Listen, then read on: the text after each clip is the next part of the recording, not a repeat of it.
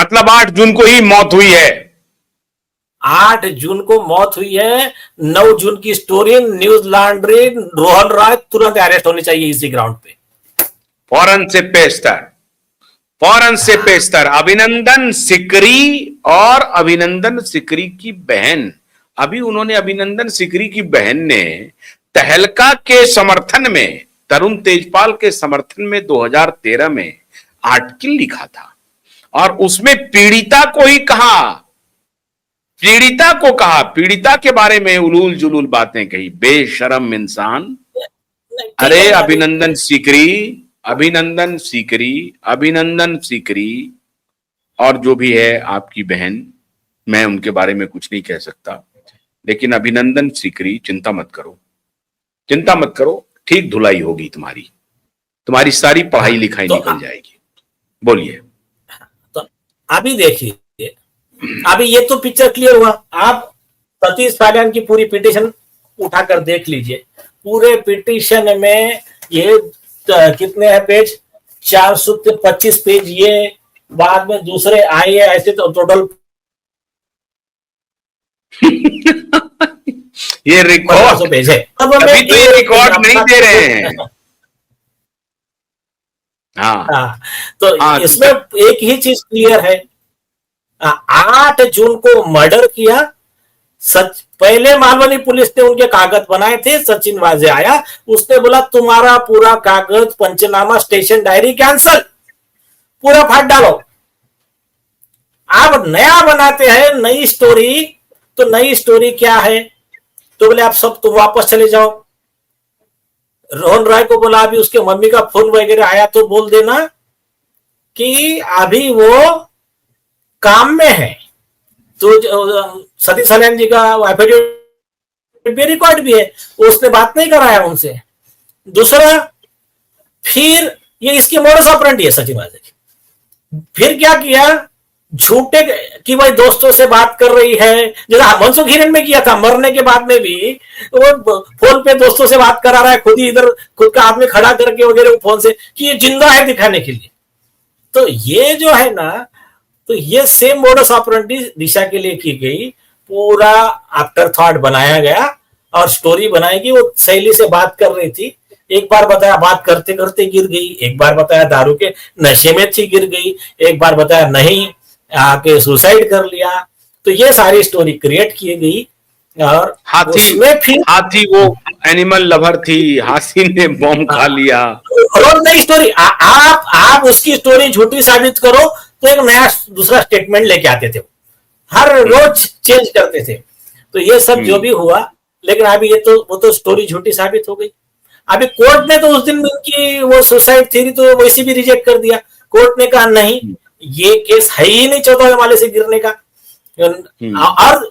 और देखिए उनकी एक स्टोरी क्या थी, वो मुंह के बल पे गिरी, वहां पर आई विटनेस था और उसके पूरे दांत टूट गए थे। एफिडेविट में लिख के दिया कि एज पर रिकॉर्ड उसके पूरे दांत टूट गए थे सामने के, वो फोटो में भी दिख रहे हैं, दांत नाक सब कुछ टूटे हुए थे। हाँ, और एक बार बोलते कि पीछे सर को भी मार लगा है, पीछे भी टूटा हुआ है।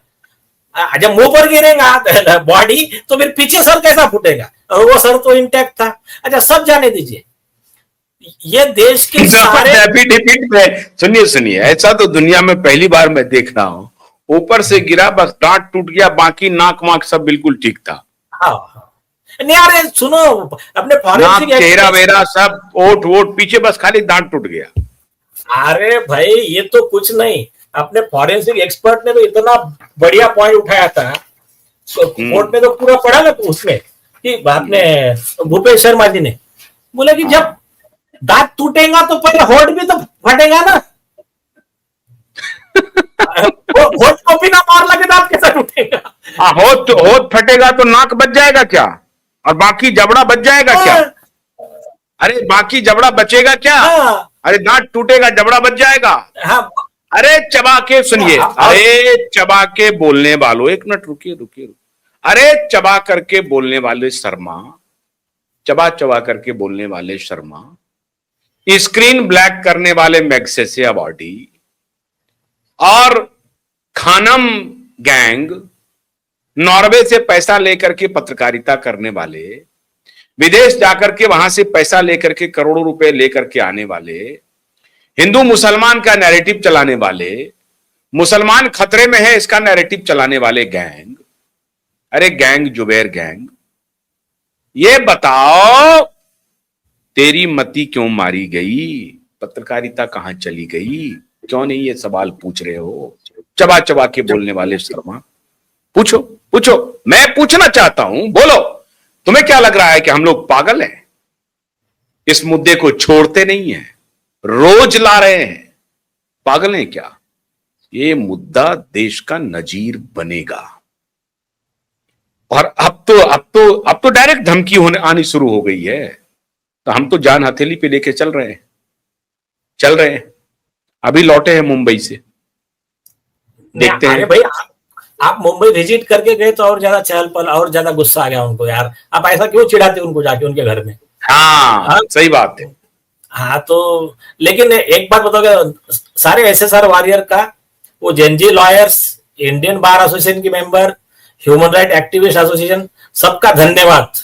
उन्होंने लास्ट टाइम भी वीडियो बनाया था जब कंटेंट में मुझे तकलीफ दी जा रही थी, तो एसएसआर वॉरियर ने क्लियर बोला था, अगर नीलेश ओझा जी पे आंच आई तो ईंट से ईंट बजा देंगे।